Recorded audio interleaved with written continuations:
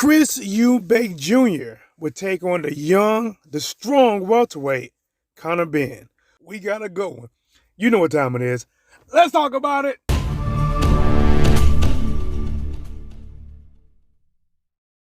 Yo, what up, guys? It's your boy T-Dog. What's blazing in sports? Yes, of course, I am back at it like a crack at it, giving you boxing geekers this work. All right, guys, this is a fight that, to me, came out of nowhere because I did not track the history between Chris Eubank Jr. and Conor Benn parents. I didn't do it. And when the fight was made, and I got to be honest, because I know more about Chris Eubank Jr. and I've been watching Conor Benn coming up, beating some past prime welterweights, but showing growth and strength along the way, I picked Chris Eubank Jr. to win this fight. But guys, starting to think about it, more information is coming out, and I'm not quite so sure. But one thing is for certain, we're going to find out, guys, this weekend. Listen, if you are in the USA and you want to watch it, it is not coming on our typical time. Listen, the whole thing will start at 2 p.m. Eastern Standard, and the main event ring walk is around 5 p.m. Eastern Standard, right? If you're in Central Time, that is 4 p.m. Central, all right? So now I told you, don't say, oh, man, T-Dub, I missed it. Thought it was coming on later. Nope, I told you. Guys, October the 8th in the O2 Arena. The smack talking, the trash talking, especially by Chris Eubank Jr., is all going to come ahead. And we're going to have to see what's going to happen. Again, I thought and predicted that this should favor Chris Eubank Jr. in the beginning. He's a much bigger guy. And I think since getting with Roy Jones Jr., I think he's even a much better fighter. When I look at both of these guys, Chris Eubank Jr. is 5'11", 72.5 reach, 34 fights, 32 of them are wins, only 2 losses. And out of 32 wins, 23 people were knocked out. But Conor Benn is 5'8", 68-inch reach advantage. Not reach advantage, 68-inch reach. The advantage goes to Chris Eubank Jr. He has 21 fights, 21 wins, and 14 of them by knockout.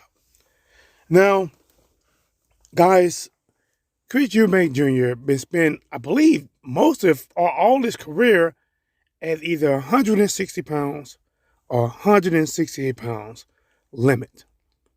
Conor Benn, I've been watching him operate at a welterweight. He's a big, strong welterweight, but that's a welterweight at 147 pounds. This fight would take place at 157 pounds. And guys, here's the kicker. Like when you get a drink at the bar, they give you a kicker to throw in. Here's the kicker. There is a rehydration clause.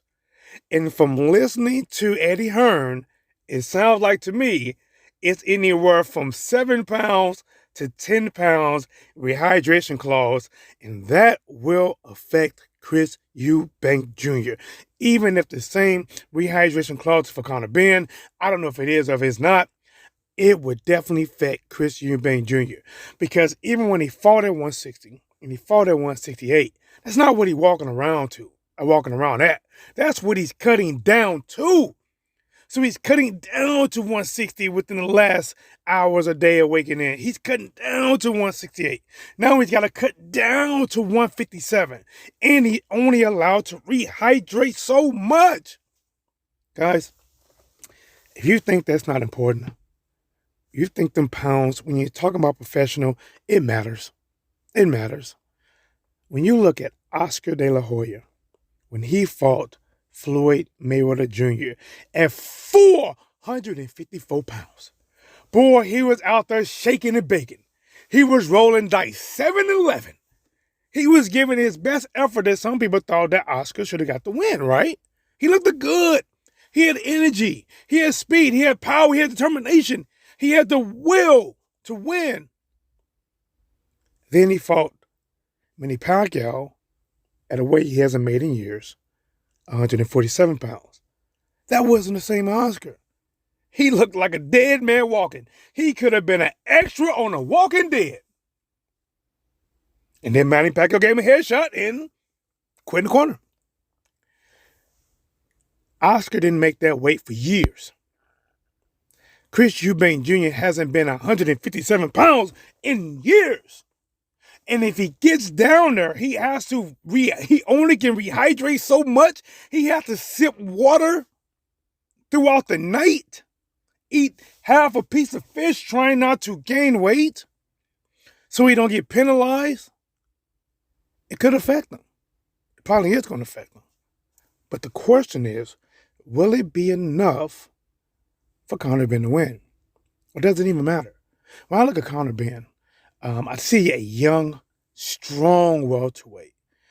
I watched his fights a few fights ago, saw the talent, and he's getting better. He's improving, right? But he's going against, in my opinion, Chris Eubank. And I think he got nothing but better since being with Roy Jones Jr. I see some of the little things in Roy, the movement, the feints, right? The hooks, the angles. To me, this looks like it should be a Chris Eubank Jr. fight. Their fathers fought 29 years ago, and now the son's about to do it. Listen, part of me likes it. I like it. I love it. I want some more of it. God damn it.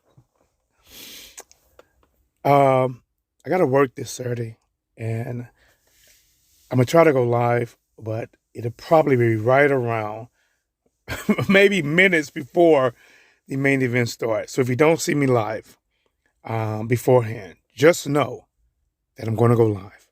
And I'm going to cover this fight the best way possible. Now, if it's already started by the time I get home, then, I'm not going to take you guys away. Maybe I do a post-fight recap. But guys, what do you think? Who are you leaning with? Is this one that clearly favors Chris Eubank Jr.? Size, experience, power? Remember, he has 23 knockouts out of 32 wins. Or does it favor Conor Benn?